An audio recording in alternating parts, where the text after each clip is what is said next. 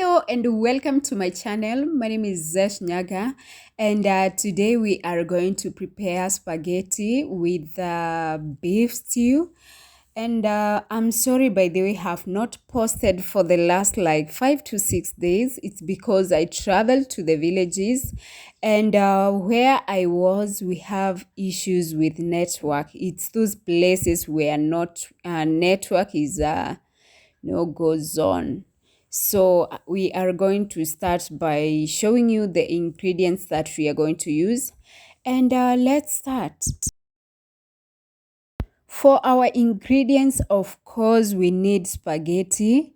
I don't have a specific type of spaghetti that I use. I just go with any spaghetti because I've never seen any difference so far. Next, we are going to use green pepper, spring onions, coriander. Right here we have some tomatoes, crushed ginger and garlic. This is grated carrots. Right here we have beef broth ama supu ya mbuzi. And for the spices we are going to use curry powder and garam masala. And by the way, today I'm going to mention the spices slowly. Someone told me that I mentioned spices so fast, so they don't get what I've said. I've said garam masala and curry powder. So, and sorry for the when you check in my description box, you'll get to find the ingredients that I've used. And the reason as to why I'm using only 2 spices is because garam masala is a mixture of so many spices. Then, of course, right here we have the boiled meat and some salt to taste. So to start with, we are going to take a big pot or sufuria and put water until it's almost full. The reason as to why we are adding much water is to ensure that once the spaghettis are ready, they tend to achana, zimeachana kabisa. Then at least you give them enough space for the pieces of spaghetti to rotate inside the water. And that's the only secret behind those spaghetti zenye unapataga hazijaachana. Personally, I used to cook spaghetti, then zinashikana like ugali. Unapata, you'll have to use a knife to slice so that you can eat it.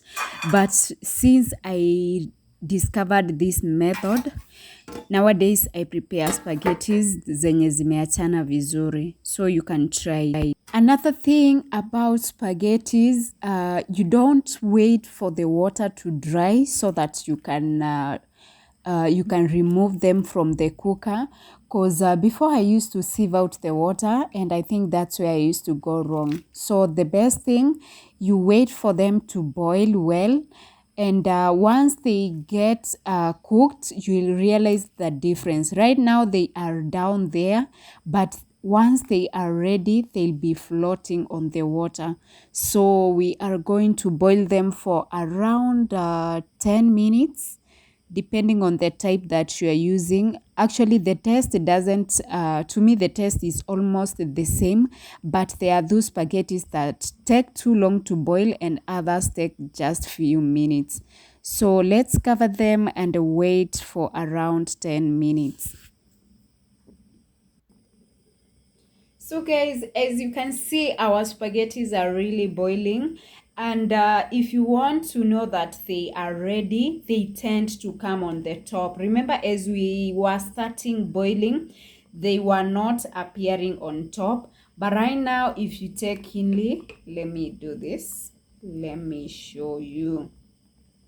If you take keenly, you'll realize that they are boiling to the top. You see, this is the only way you can know they are ready. If not so, hope you can see I have one string here.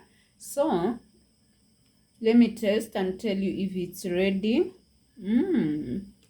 It's actually ready.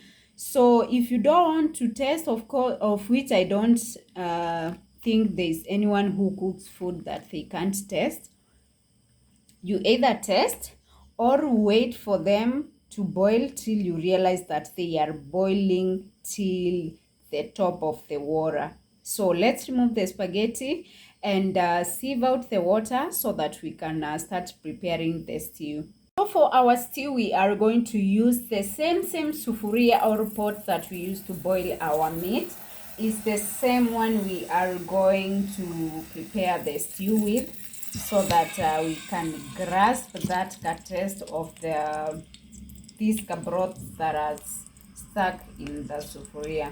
So we are going to wait for our cooking oil to get well heat, so that we can add the other things. Next, we are going to add in our boiled meat so that at least we can fry it with the cooking oil to achieve that golden brown texture, and also to become a bit tasty. So guys, the reason as to why I prefer using spring onions in the case of meat is because as my meat dries up and tries to become a little bit brown and crunchy, not that crunchy, but just a little bit. So I'll be able to squeeze the meat on one side and fry the spring onions on the other side, because it takes them less than just 2 seconds and they are ready. So we are going to keep stirring our meat till it turns golden brown, and by this time we are going to add onion. How do you call this? Salt. As have told you, we are going to squeeze the meat on one side, and as you can see, the pieces are actually turning golden brown. So that's my spring onion.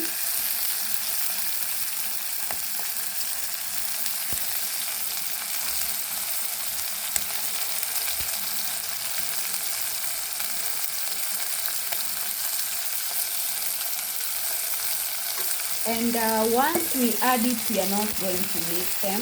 We are going to give it some little time to get steamed. Remember, we are not frying it till golden brown. It's that light, so if you wait for it to turn golden brown, it will end up burning. So let's give it around 2 to 3 seconds. Our spring onions are ready.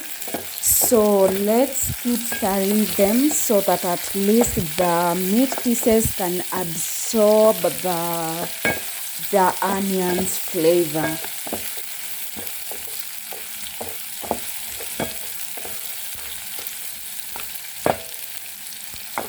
Next, we are going to add our crushed ginger and the garlic, so that at least remember, you don't fry ginger and garlic, you add it to fried onions, so that at least you can get that nice aroma. I'm telling you, the aroma is real, and at least I'm sure that our stew will turn out to be the best. Remember, we had green pepper. This is the time we are going to add it in. Remember, we started with frying the meat. Next, we added the onions. Next, we went to the ginger and the garlic. And right now, we are adding green pepper. So on top of the green pepper, we are going to add chopped tomatoes and cover them for just few minutes. Remember, tomatoes don't take long to get ready. Let's mash the tomatoes so that at least they can break and make some thick stew.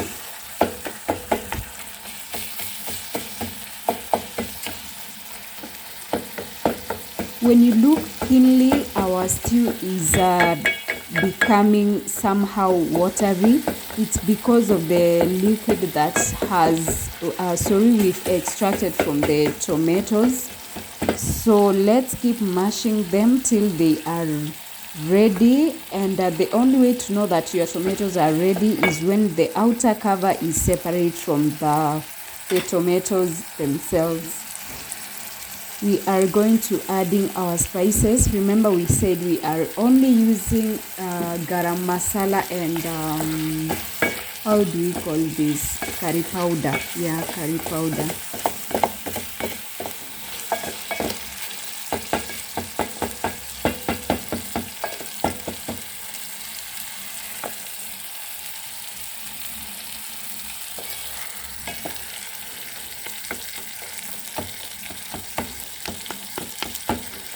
So let's cook them for around 3 minutes. Remember, our meat is ready. We are only cooking the spices together with the other things. And because we had some grated carrots, this is the time we are going to add them in. Remember, we don't cook carrots for a long time because you can use them for seasoning and also for the stew. So that's where we are adding them the last. Next, pour in our broth. If you don't have the broth, you can pour in water. They all serve the same purpose. So let's cook our stew again for 2 to 3 minutes. And as you can see, our stew is ready.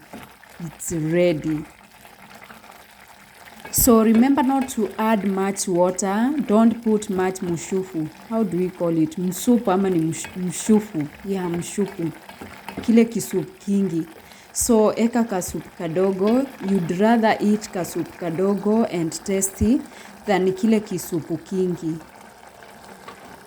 So because our food is ready, we are going to garnish with coriander or dania. And remember, we don't cook dania, we just garnish food with it. So let's put off our stove.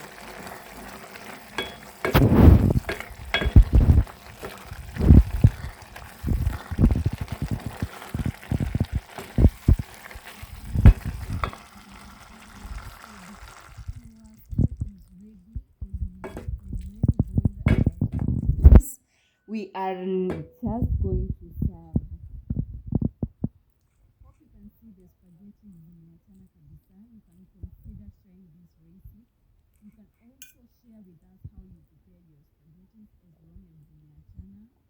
And if you like the video, give it a like by clicking the like button. And don't forget to leave a sweet comment down below. And for those who have subscribed, I'm so thankful. I appreciate a lot. Feel free to leave a comment, share the video, and